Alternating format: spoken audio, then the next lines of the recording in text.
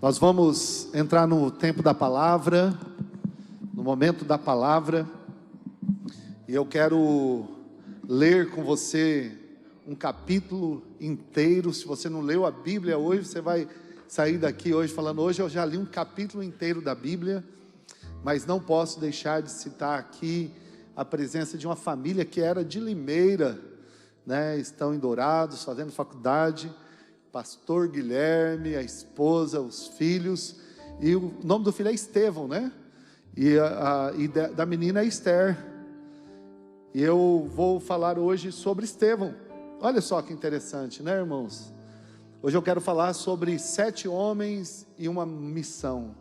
7 homens e uma grande missão. E para falar desses homens, eu preciso ler com você o texto de Atos. O capítulo é o capítulo de número 6, a partir do verso de número 1.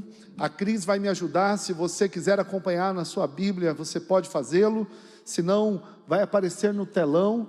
Eu gosto de ler, eu tenho a minha Bíblia aqui, mas eu gosto de ler aqui para que todos tenhamos a mesma linguagem nesta noite. E diz assim o texto, quando são 19 horas e 32 minutos, eu estou dizendo isso para que eu possa aqui controlar bem o tempo, para não me delongar e aproveitar cada minuto bem aproveitado. Naqueles dias, aumentando o número dos discípulos, houve murmuração dos gregos, dos helenistas contra os hebreus, porque as viúvas deles estavam sendo esquecidas, ou conforme a versão, desprezadas na distribuição diária de alimentos.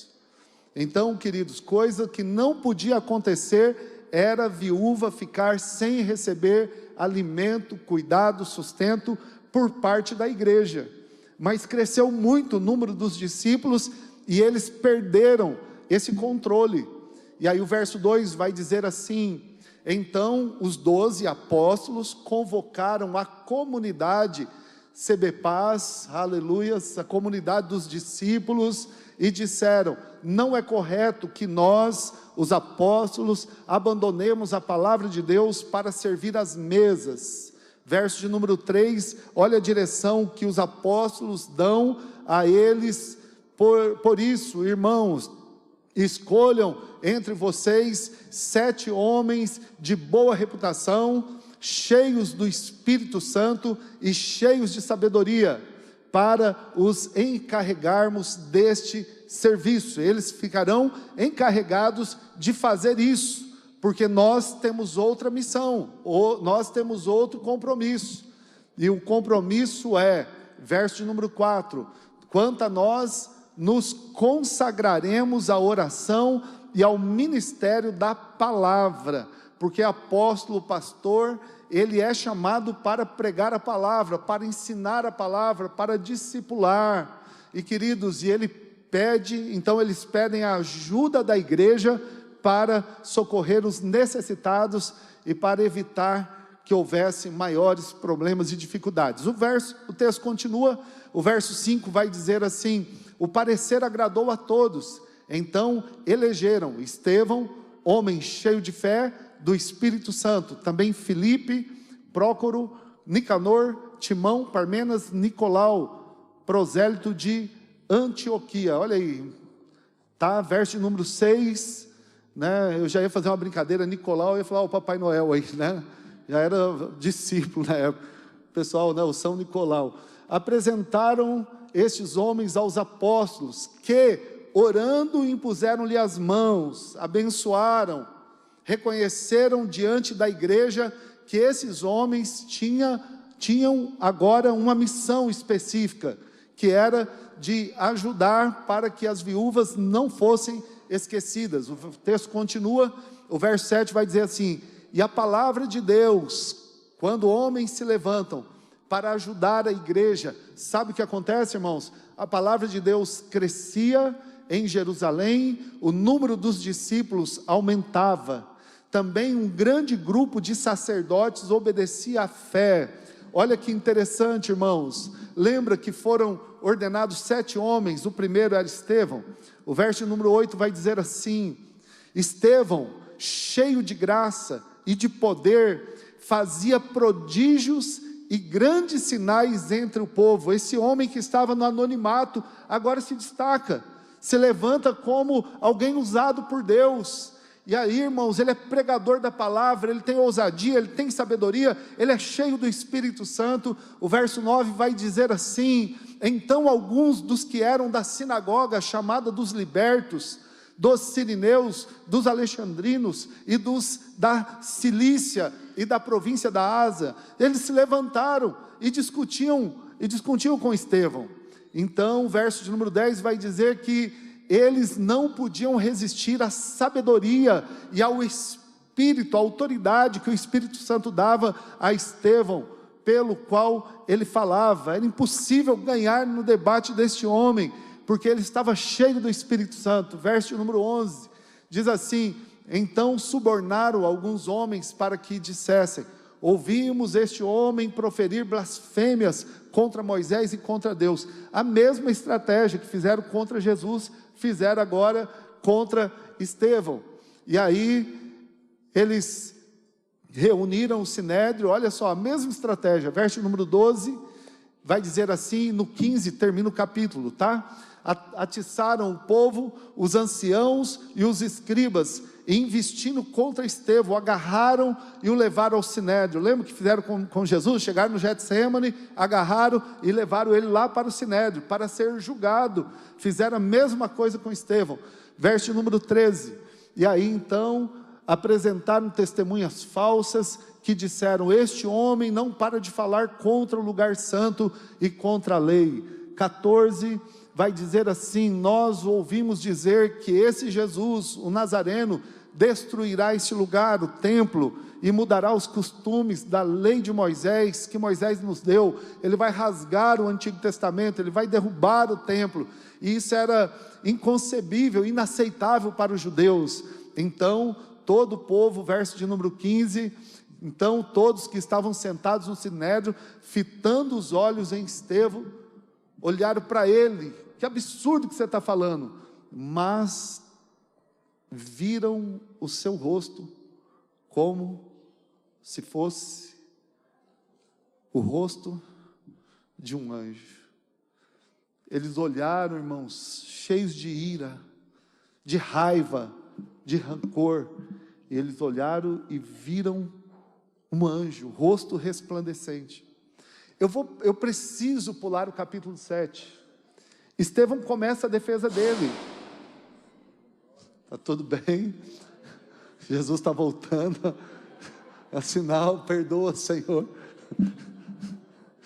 Se foi a trombeta, a gente ficou, irmão. Mas não foi, graças a Deus, foi a porta, né? Resolvida ali. Amém? Estevão, então, começa a sua defesa no capítulo 7. E ele começa a narrar todo o Antigo Testamento. E ele vai dizer para os que o acusavam, para aquele sinédrio: olha, vocês mataram a Jesus, vocês são assassinos.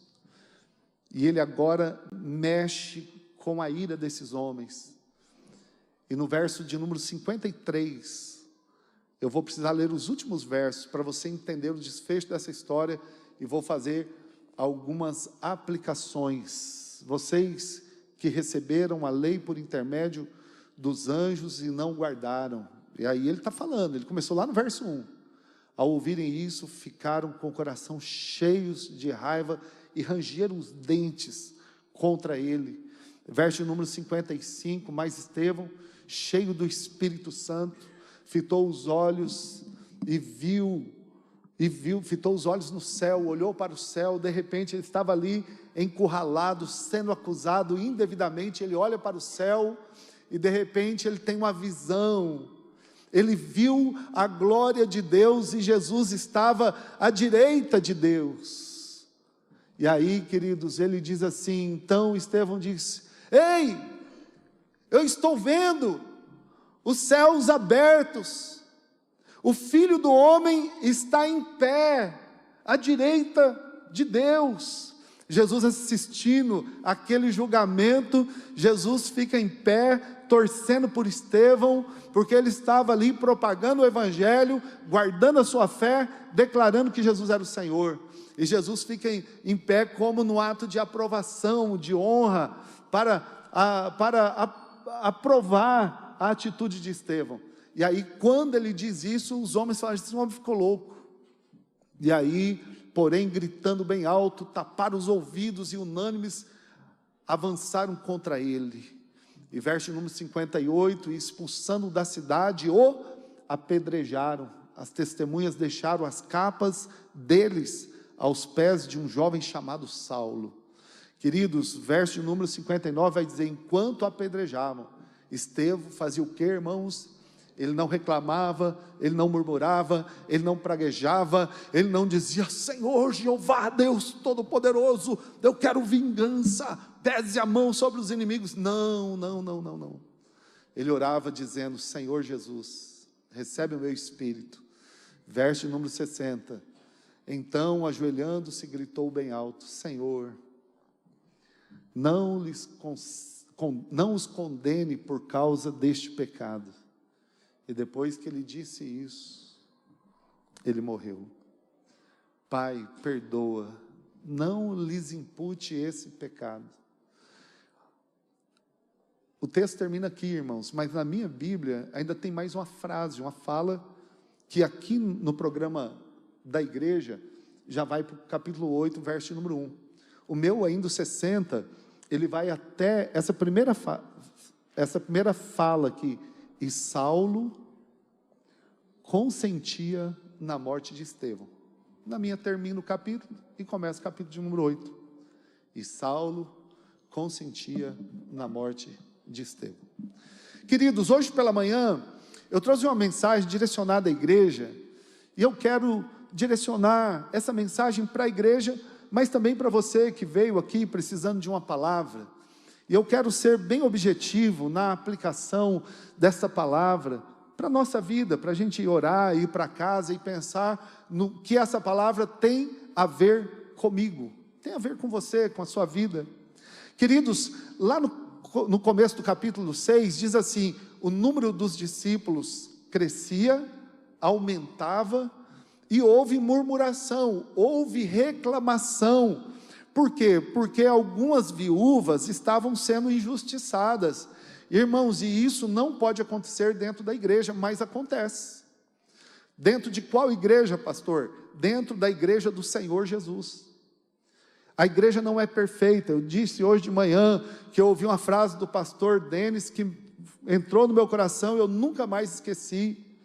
E ele disse assim: olha, o marido perfeito não existe, a esposa perfeita não existe, o casamento perfeito não existe. Então o que existe, pastor? Existe o casamento abençoado e feliz, o marido abençoado e feliz, a esposa abençoada e feliz, os filhos abençoados e felizes. E eu quero aplicar para a igreja. Ei, lamento te decepcionar, mas igreja perfeita não existe. Não, pastor, não existe. Então o que existe? Existe a igreja abençoada e feliz. Eu creio que eu pastorei uma igreja abençoada e feliz, mas que não é perfeita, que permite algumas injustiças, alguns desprezos, não por maldade, irmãos, mas quando a coisa cresce muito, perde-se o controle, não dá para cuidar perfeitamente de tudo. Graças a Deus que o nosso ministério é um ministério compartilhado, é um ministério onde os líderes nos ajudam a pastorear.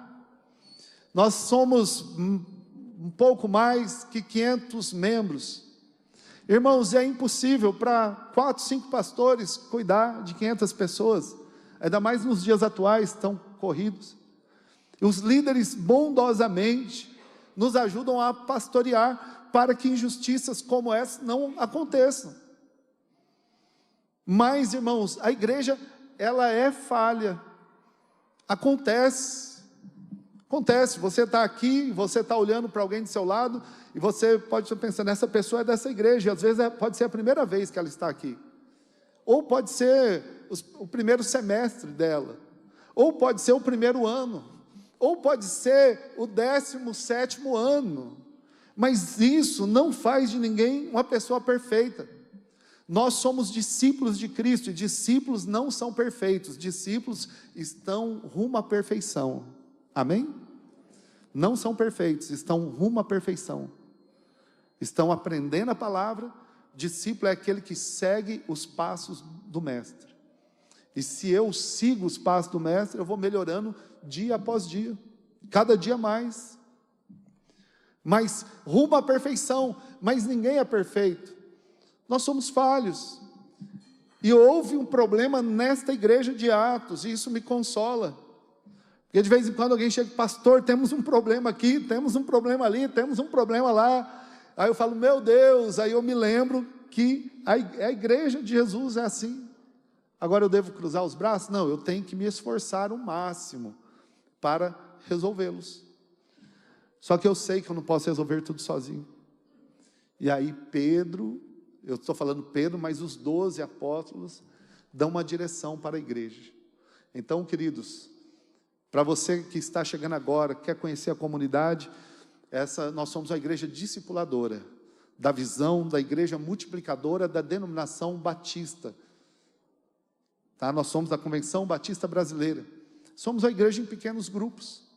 Então nós temos discipulado, nós temos vários tipos de discipulado. Você pode considerar essa noite como um aulão de discipulado, um discipulado coletivo. Tá? Toda a fala dos pastores locais, considere como um discipulado. Dos pastores convidados, nem tanto, analise, tá? Porque nós temos a nossa identidade. Nós não estamos aqui para entreter, para fazer gracinha, para trazer apenas informação. Nós queremos trazer conteúdos que possam ser aplicados na nossa vida e fazer de nós pessoas melhores. Poderia muito bem aqui decorar uma fala, porque em Gênesis ele é a semente da mulher, em Êxodo ele é o libertador, em Levítico ele é a lei de Deus, em Êxodo, em Levítico, em Deuteronômio ele é isso, em Josué, em Juízes ele é o que julga o povo. Poderia falar até Apocalipse. Mas o que isso tem a ver com a minha vida, com a sua vida, com a nossa vida prática? Então, queridos, quer dizer que a igreja, os pequenos grupos, o seu líder não é perfeito. Pelo contrário, ele se esforça muito. Eu tenho formação teológica, o pastor André, o pastor Roger. Nós temos instruções, os nossos pastores estudam. Mas ainda assim nós cometemos erros. Você imagina o líder que trabalha o dia todo, que tem família, e que se esforça, recebe uma direção, um roteiro para a reunião, ele se esforça muito, e ele paga um preço, ele abre mão de estar com a família, para nos ajudar a cuidar, a pastorear. O discipulado aqui acontece em grupo grande como esse, acontece em grupos menores, nas casas, durante a semana. Não é um estudo profundo, mas é um discipulado. Por quê? Porque eu me reúno, eu sei o nome do meu irmão, eu estudo a Bíblia, eu oro, eu peço oração, eu abro o meu coração, eu compartilho uma dificuldade, um problema. Irmãos, discipulado é isso, é vida na vida, é vida de Deus na vida do próximo, é um abraço. Como é que você está? O que eu posso fazer por você? O que eu posso fazer para te ajudar? Eu lembro, estou olhando para o Lucas, eu lembrei que o Lucas passou um tempo isolado, cuidando de uma enfermidade, e eu assistindo o vídeo lá do pastor Claudinei, com o grupo chegando com violão, fazendo uma serenata. É vida na vida, querido, isso é legal demais. É isso, ser igreja é isso. O discipulado acontece, queridos, um a um, pode acontecer um a um. Agora a gente precisa diferenciar algo que eu disse hoje de manhã. Uma líder me procurou, falou, pastor, o que o senhor falou foi libertador para mim. Nós oferecemos estudos bíblicos. Eu ia trazer uma apostila, acabei esquecendo na minha sala. Estudo bíblico, de discipulado. Só que nem todo mundo que faz o estudo bíblico é um discípulo. Tá?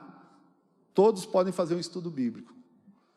Então nós precisamos começar a diferenciar o que é receber um estudo bíblico, o que é se tornar um discípulo. Um estudo bíblico, a gente ministra para a pessoa, ela recebe o estudo, e ela vai para casa e ela vive a vida dela. Quando ela fala, não, eu quero ser um discípulo, aí ela se compromete, irmãos, a seguir os passos de Jesus. Aí ela precisa prestar contas. O discipulador vai observar algumas coisas, vai dar algumas orientações, vai falar, olha, fulano, estou sentindo sua falta, olha, essa maneira que você está tratando, né, a sua esposa, fulano, não está legal, a Bíblia, e aí ele vai na liberdade, no amor em Cristo, até se intrometer um pouco na vida. Não é controlar ninguém, é se intrometer, é falar. Traz aqui, Fabrício, fazendo um favor. Isso. Fabrício, o menino propaganda da rede Absais.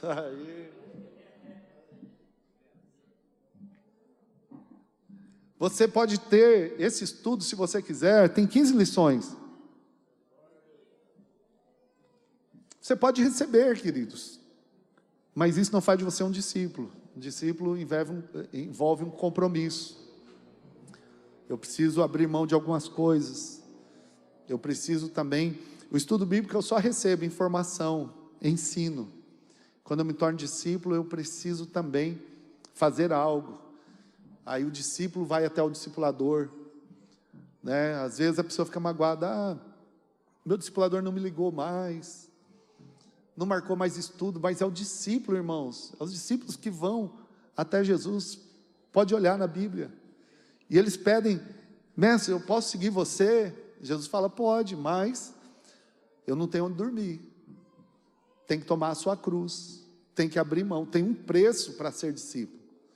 Então, essa é a diferença de ser um discípulo. Discípulo envolve um compromisso mais sério, abrir mão de algumas coisas. Mas, Paulo, estou falando de Paulo já aqui, mas os apóstolos disseram no verso 2, convocar a comunidade de discípulos. Gente, discípulo é aquele que é comprometido com a comunidade. Então, não é razoável que é importante cuidar das viúvas, dos órfãos, do pobre, mas a gente não vai dar conta, porque, irmãos, nessa altura do campeonato, a igreja em Jerusalém já tinha 5.000 membros, 5.000 membros, era muita gente. E aí, quer ver? Está no capítulo 5, mas não importa agora, eu não quero fugir do foco. E os apóstolos falaram, gente, nós temos que nos dedicar à palavra, à oração, nós fomos chamados para fazer discípulos. Então agora nós precisamos escolher dentre vós discípulos que resolvam os problemas da igreja. E eu quero falar hoje sobre discípulos que resolvem. Eu me lembro de uma época que em Dourados tinha uma prestação de serviço, até conversei com o Edmilson esses dias, Doutor Resolve. Quantos lembram dessa prestador de Doutor Resolve? Eu quero parafrasear e colocar aqui, o discípulo resolve. Olha o que os apóstolos falaram. Verso de número 3, escolham entre vós pessoas que resolvem. Porque, irmãos, na igreja é assim, quando nós começamos a caminhar na fé, nós temos as pessoas que apontam e mostram os problemas. Olha lá, está vendo? Olha, está vendo? Isso aqui falhou aqui, não foi lá, não fez isso, não fez aquilo. Cadê o pastor? Não visitou, não falou, não veio, esqueceu o aniversário, não falou oi, não fez isso, não fez aquilo. Tem gente, irmãos, na igreja que aponta o problema. Olha lá, está vendo? Está cuidando só das viúvas hebreias. As gregas, estrangeiras, estão sendo desprezadas, estão ficando com fome. Olha lá, cadê o amor que tanto prega? Cadê o cuidado? Cadê? Olha lá. Só que, graças a Deus, na comunidade de discípulos, tem quem resolve. Amém? Aqui nessa comunidade, tem quem resolve. Tem as pessoas que se levantam, não, pastor, nós vamos te ajudar. Vamos avançar. Vamos para cima. Vai dar certo. Irmãos, eu que tenho que segurar os irmãos. Tem gente querendo construir já. Eu falei, meu Deus, a gente tem 3 anos para pagar no terreno. Não, pastor, vamos construir, vai dar certo. Ah, rapaz, eu não tenho essa fé que vocês têm, não. É doido, né, rapaz? Estamos pagando aqui, já quer. Não, vamos para cima, pastor, vamos. Discípulos que resolvem. Olha o verso 3, queridos. Escolhei entre vós homens de boa reputação. Tem que ter testemunho. Não pode ter mancha. Às vezes tem pessoas que vêm, pastor, está aqui, conta comigo, me use. A gente até quer usar, irmãos, mas como nós acompanhamos, ainda tem algumas manchinhas que tem que ser, que mancha e impede a pessoa de ter uma boa reputação. Então, queridos, nós precisamos, e outra, e o discípulo que resolve, boa reputação, cheio do Espírito Santo, cheio de sabedoria, e nós vamos encarregá-los para esse serviço. Por que é necessário sabedoria? Porque, irmãos, o discípulo que resolve, ele tem sabedoria, ele nem faz muito esforço, ele bate o olho e fala, olha, você vai trazer arroz, você vai trazer feijão, você vai trazer macarrão, esse PGM vai trazer óleo, esse aqui, todo mundo vai trazer isso aqui, nós vamos juntar no final do mês. Você mora onde? Você vai aqui, você distribui, você leva. Fulano, vê para mim uma lista de quem são as viúvas que estão sendo esquecidas, desprezadas, vamos fazer uma distribuição organizada. Pronto, irmãos, resolveu. Sabedoria é para resolver problemas. A falta dela cria problemas. Por isso que Provérbios fala, Provérbios, tá, irmãos? A mulher sábia edifica a casa, a tola a derruba. A sabedoria resolve. Discípulos resolvem. E aí, queridos, cheio do Espírito Santo, cheio de sabedoria. Aí, falou, gente, tem aqui no meio pelo menos 7. E eles então levantaram 7 homens com uma missão. E esses 7 homens deram conta do recado. Deixa eu dizer algo para você, queridos, que Deus colocou no meu coração. A missão sempre será maior que o chamado. Eu vou repetir, a missão sempre será maior que o chamado. Ah, Márcio, vai lá, começa um projeto lá no 4º plano, Futepaz, cuidando de crianças. Dali a pouco, olha, precisa abrir lá no Santa Felicidade. Dali a pouco, olha, lá na aldeia Tauná, em Aquidauana. Aí chega, abre lá na aldeia, as outras aldeias querem também o projeto. A missão sempre é maior do que o chamado, irmãos. Em outras palavras, você nunca vai dar conta, sempre vai ter trabalho. Só que é um trabalho prazeroso, é igual cuidar filhos. Né, irmãos? É trabalhoso cuidar de filho, né? Mas é um trabalho prazeroso. Né, Jocineia? Deve ter dado um trabalho essa menina. Chorava, quero mamar. Né? Mas é um trabalho prazeroso.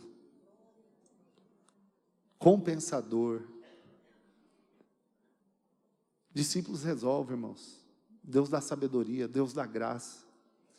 Eu fico olhando, eu vejo os irmãos voluntários no acolhimento, voluntários na liderança da célula, voluntários no ministério infantil, voluntários no café, voluntários na cozinha, voluntários nos encontros, voluntários, irmãos, na transmissão, no data show, voluntários na mídia, né? Uma igreja de voluntários, queridos.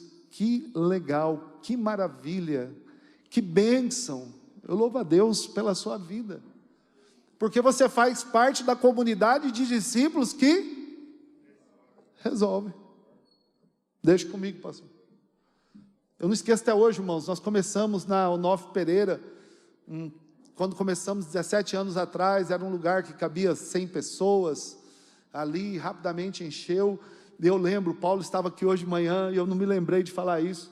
Eu lembro que nós fizemos um altar de madeira, e deu 6 meses, irmãos, ficamos ali, vários dias à noite, ele saía do serviço, ia lá, construir o altar, né, aquele palco de madeira, e deu 6 meses, o lugar encheu, nós precisamos ir para um lugar maior, fomos para Real Bonfá, em frente à Grand Prix, fomos lá, e aí precisava construir outro altar de madeira, e aquele estava novinho.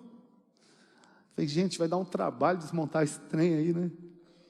Falei, e aí, Paulão, o que a gente faz? Ele falou, não, pastor, vamos levar para lá. Falei, mas vai dar trabalho desmontar? Ele falou, não, a gente leva inteiro. Falei, não dá, vai dar. Será que tem jeito? Tem, claro que tem. Reunimos os discípulos que resolvem, um monte de homem. Pegamos um domingo, irmãos, que a cidade era tranquila, locamos uma F1000 do irmão, alguém pegou emprestado, tiramos inteiro, irmãos, e viemos na rua, segurando o trânsito, né? E levamos, irmãos, talvez uns 2, 3 quilômetros de distância. Na época não tinha um Américo para ajudar a gente, né, Américo? Porque o Américo resolve, irmão. Resolve, tá vendo essa frente bonita aqui, ó? Tudo o Américo que fez, serviço de madeira, o balcão, o mezanino do som. Esse púlpito aqui foi meu cunhado, viu? Também resolve esse. Tem um pessoal, uma turma boa aí, viu, irmãos? Que resolve. E aí, queridos, os discípulos que resolvem, eles estão na CBPAS, amém? Agora a gente precisa identificá-los. E não foram os discípulos, não foram os apóstolos, eu estou confundindo, por isso que eu estou falando Pedro, tá? E não foram os apóstolos que identificaram esses discípulos. Então, apóstolo você entende, né? Os enviados por Jesus. Apóstolo quer dizer enviado, tá, irmão? E eles fizeram muitos discípulos. E eles falaram, escolhei entre vós 7 homens. E eles deram o critério. Boa reputação, cheio do Espírito Santo, cheio de sabedoria. Pronto. Só isso está bom demais. E aí, irmãos, diz o verso número 5. E eles elegeram esses 7 homens. A igreja identificou. Eles encontraram no meio deles esses homens. E as pessoas que resolvem estão aqui porque você tem um dom, você tem um talento. Irmãos, eu quero citar aqui o Roberto e a Adriana. Roberto chegou em mim agora, na rede de homens, com um formulário, minha esposa já tinha adiantado. Está aqui, pastor, para o senhor preencher. Dá uma olhada aqui, fez o curso de capelania, se matriculou, ele e a esposa, foram lá no hospital, falaram, olha, nós queremos fazer visitas aqui, eu quero orar na maternidade. A Adriana falou, já trabalhei lá, eu sei da necessidade, eu preciso da autorização do pastor, eu já autorizei, carimbei, é sério, irmão, coloquei uns 3 carimbos, se tivesse mais eu colocava, né? Vai lá, deixa Deus usar vocês, fala do amor de Deus, ora pelas pessoas, dá uma palavra de esperança. Discípulos que resolvem. Fica, pastor, não me dá oportunidade. Não, a oportunidade está aí, irmãos. O campo, o mundo é o nosso campo. Estão na comunidade, pessoas que resolvem, pessoas que fazem. Pessoas que Deus já deu dom, já deu talento. E eles fazem mais, o desejo no meu coração é que você faça mais do que aquilo que lhe foi pedido. Porque Jesus disse, se nós fazermos apenas o que nos foi pedido, nós não passamos de servos. Quem lembra dessa fala? É forte, né? De servos inúteis. Por quê? Fez só o que era para fazer. Na verdade, o original sugere também que essa palavra, ela seja traduzida por servos substituíveis. Quem faz só o que é mandado fazer, pode ser substituído. Agora, irmãos, Estevão, olha o que Estevão fez. O que era para Estevão fazer? Resolver o problema das viúvas, sim ou não? O que Estevão fez, irmãos? O que Estevão fez? Verso número 8. Ele fez mais do que era para fazer, irmãos. Quando os apóstolos impuseram as mãos, oraram por eles, ele falou: agora eu estou cheio da unção, os apóstolos me enviaram. Porque Jesus falou assim: assim como o Pai me enviou, eu vos envio a vós, apóstolos enviados. E agora os apóstolos oraram pelos 7, Estevão falou: não, agora eu estou debaixo da bênção, eu estou autorizado, eu estou abençoado, eu tenho autoridade para ir. Estevão, cheio de graça e cheio de poder, fazia prodígios e grandes sinais entre o povo. Era só para cuidar de viúvas, irmãos. Aí ele falou: que cuidar de viúva que nada, eu vou orar pelo enfermo, eu vou falar, eu vou libertar o drogado, eu vou libertar o que está endemoniado, eu vou falar do amor de Deus para a pessoa que quer se matar, que quer desistir da vida, que quer divorciar, que cuidar só de viúva nada. Pronto, cuidou, resolveu, ele era cheio de sabedoria, agora ele queria fazer mais, e ele foi fazer mais. Amém? Tanto é, irmãos, que ele tinha argumento. O pessoal falou: rapaz, quem que é esse camarada que se levantou aí? Vamos calá-lo. Só que nada pode calar um adorador. Ninguém pode calar, irmãos. Não, mas e isso? Mas está escrito, está escrito, está escrito. E começou, irmãos, a evangelizar. E de repente, eu quero convidar o pessoal do louvor para subir aqui. E de repente, irmãos, ele está falando, o pessoal leva para o sinédrio, arma a mesma arapuca que armaram para Jesus. Ele não disse: mas Deus, estou aqui fazendo a tua obra, e o Senhor me coloca nessa emboscada. Não, irmãos.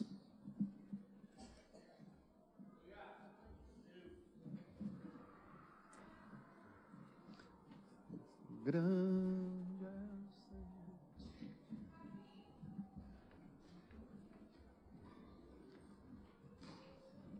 a vida. Qual foi a segunda que a gente cantou? Essa notícia grande é o Senhor. És a vida, és a força. Queridos, discípulos que resolvem. Tem os que apontam um problema, e esse é legal, não é ruim não, viu?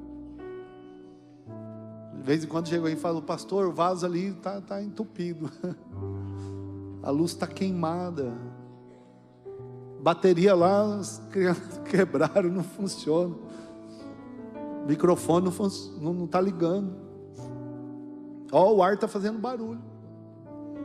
Se a gente não souber dos problemas, não tem como resolvê-los. É legal ter quem aponta, mas muito melhor é ter os que resolvem. E aí então Estevão, ele faz mais do que ele foi chamado para fazer. Era muita unção para pouco serviço. Deus usa poderosamente, sinais, maravilhas, prodígios eram feitos entre o povo. Ele é levado para o sinédrio, irmãos. Jesus sabia que ele seria morto. Aí Jesus falou: vou dar um presentinho para ele, eu vou abrir os olhos espirituais dele. Aí de repente, irmãos, ele está sendo apedrejado. Aí ele olha para os céus, aí ele vê os céus abertos, ele vê Deus e vê Jesus no trono de glória. Eu penso que Jesus está olhando para ele, está aplaudindo. fica firme. Fica firme. E aí ele pega e fala: eu estou vendo aquele que vocês mataram, crucificaram, desprezaram, ele está à direita de Deus no trono. O pessoal falou: seu herege. Porque, irmãos, quem não tem experiência com Deus nunca vai entender o que nós sentimos por Jesus.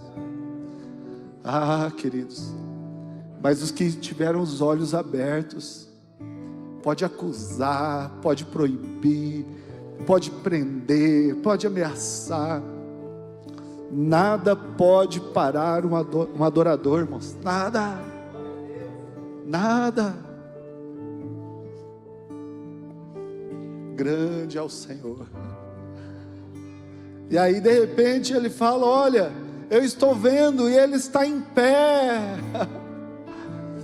Jesus, o Rei de todos os reis, se coloca em pé, como sinal de aprovação. Primeiro eles olhavam para Estevão, irmãos, e eles não viam alguém triste, alguém deprimido, alguém irado, alguém irritado. Eles viam o rosto de anjo, lembra disso? E agora eles estão apedrejando Estevão. Estevão está sendo recebido nos céus. Mas antes, ele faz uma oração que muda toda a história do cristianismo. Ele fala: Pai, recebe o meu espírito, mas, Senhor, perdoa eles. Perdoa eles por esse pecado. A Bíblia diz que havia um jovem chamado Saulo, que estava ali acompanhando aquele apedrejamento. O capítulo 8 vai dizer que Saulo, depois que Estevão morre, começa a perseguir a igreja, os cristãos. Ele entrava nas casas, arrastava preso mulheres e crianças. Aí agora ele vai para Damasco, ele ouve que tem cristãos em Damasco. E no meio do caminho, ele tem uma experiência pessoal com Jesus. Só abrir um parênteses, sabia que essa experiência acontece até hoje no Oriente Médio? O próprio Jesus aparece para várias pessoas e se apresenta a eles. Porque o islamismo é muito forte nesses lugares. E Jesus se apresenta para ele, aquela luz forte que só o Senhor Jesus tem. E ele cai por terra, desesperado. O que aconteceu? Aí Jesus fala: Saulo, por que essa raiva toda, cara? Por que você está me perseguindo? Eu vi o que você fez com Estevão. Eu vi que você autorizou a morte dele. Você podia ter impedido, mas ele pediu para te perdoar, e eu estou aqui para perdoá-lo, para fazer de você um discípulo meu. Vem para a luz, vem para a vida. E aí Paulo viu o que Estevão viu, e a sua vida nunca mais foi a mesma. Irmãos, só quem viu a glória, quem já pisou, não sabe viver em outro lugar. Por isso que nós cantamos: és a vida, és a vida. Vamos lá? Declare isso. És a vida, és o amor que traz luz sobre as trevas, esperança que restaura todo o coração ferido. Grande é o Senhor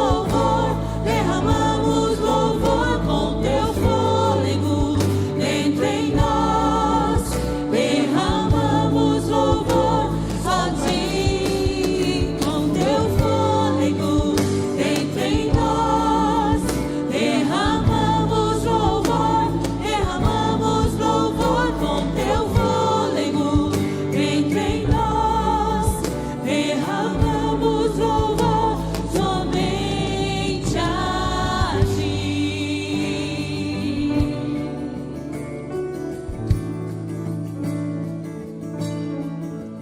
És a vida, Declare isso. és o amor que traz luz sobre as trevas. Ele é a esperança. Esperança que restaura todo coração ferido. Todo coração ferido. É isso que o Evangelho faz. É o Senhor. É isso que Ele faz.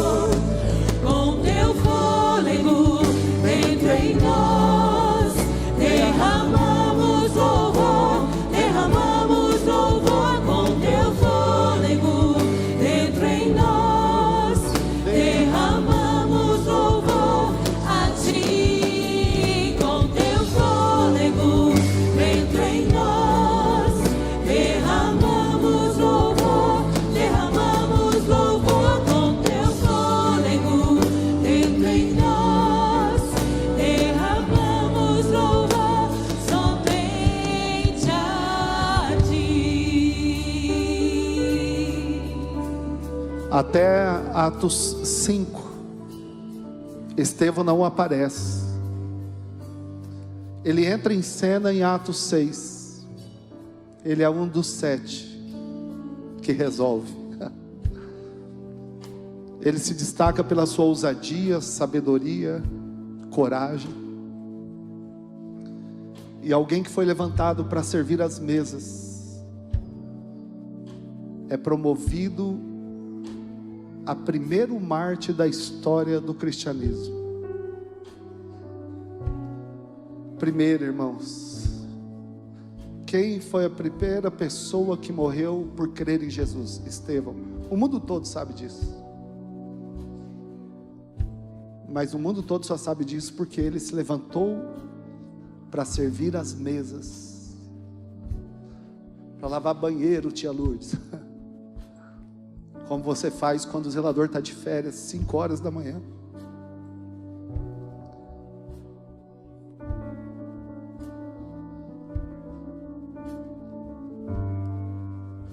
Irmãos, no reino não existe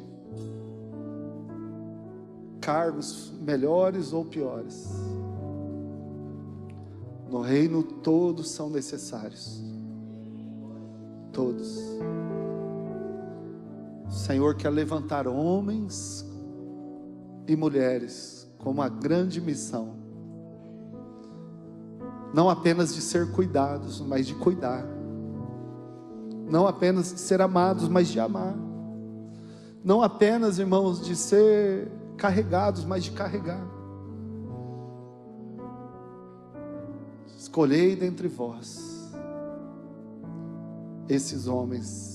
E a minha oração é para que o Senhor levante em nosso meio essas pessoas que vão fazer a diferença em nossa cidade. Deixa Deus te usar.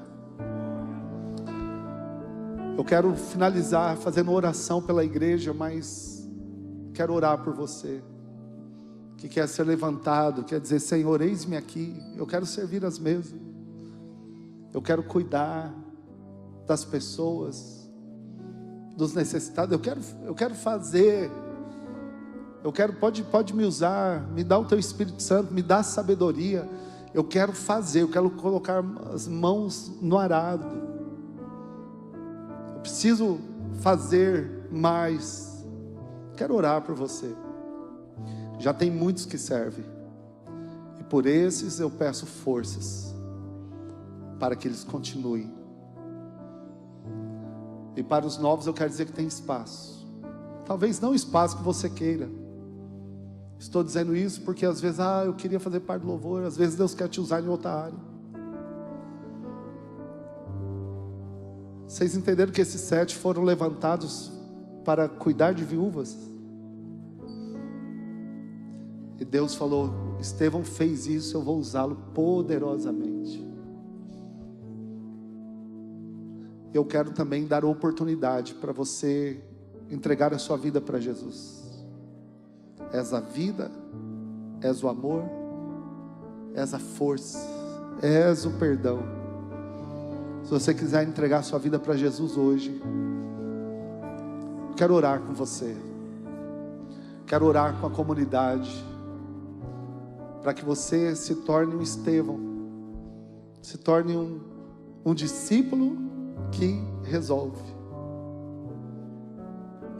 Eu até, depois que eu vi esse texto, eu até pensei em mudar a nossa frase ali, Comunidade Batista da Paz, uma comunidade de discípulos que resolvem. Amém? Deixa Deus te usar. Coloca a mão no seu coração, feche seus olhos. Eu vou orar com você. Pai, eu quero te pedir, Senhor, que o Senhor continue falando conosco. Obrigado, Senhor, porque nós pastores temos um chamado específico e muitas vezes não dá para atender toda a demanda. Por isso, nessa comunidade de discípulos da paz, levante homens e mulheres que resolvam. Levante pessoas que apontem e mostrem, Senhor, onde estão os problemas. É necessário para resolvermos. Mas levante pessoas que também coloquem a mão no arado e resolvam e façam a coisa acontecer. Pai, em nome do Senhor Jesus, já tem muitos que servem. Por esses eu peço forças, paixão. Fortalece os que estão aqui, os que não estão, os que vieram pela manhã, mas que não pegaram essa ministração. Onde eles estiverem, alcance todos os nossos líderes, supervisores, líderes de ministério. Renova as forças, renova a paixão, renova o amor, a dedicação, o empenho, porque não é para homens, é para o Senhor que fazemos. Cuida, Senhor, do acolhimento, da mídia, da transmissão, do data show, do ministério infantil, Senhor, ó Deus, da escala do café, Senhor, ó Deus, de cada um que serve. Levanta mais pessoas com autoridade, com ousadia, em nome do Senhor Jesus. É possível que alguém esteja entregando a vida para o Senhor Jesus agora, nesse exato momento. Recebe essa vida, Senhor. Recebe essa vida. Ele não veio aqui em vão, por um acaso. Recebe essa vida. Você que está fazendo essa entrega, no seu coração, você pode dizer baixinho: Senhor Jesus. Toda a igreja, vamos fazer essa oração. Senhor Jesus, eu reconheço, eu entrego a minha vida, e eu aceito o Senhor como meu único e suficiente Salvador. Eu quero entrar para o time, eu quero entrar para a família, para a tua família, família da paz, família da luz, do amor, família do serviço. Faz de mim um discípulo que resolve, para a tua glória, para a tua honra e para o teu louvor. Abre o meu entendimento, mostra-me em que área eu posso servir, eu posso ajudar, e usa a minha vida. Essa é a minha oração, agradecido ao Senhor por tudo, e em nome do Senhor Jesus, amém, amém. Você pode aplaudir ao Senhor Jesus? Glória a Deus. Grande ao Senhor, grande ao Senhor.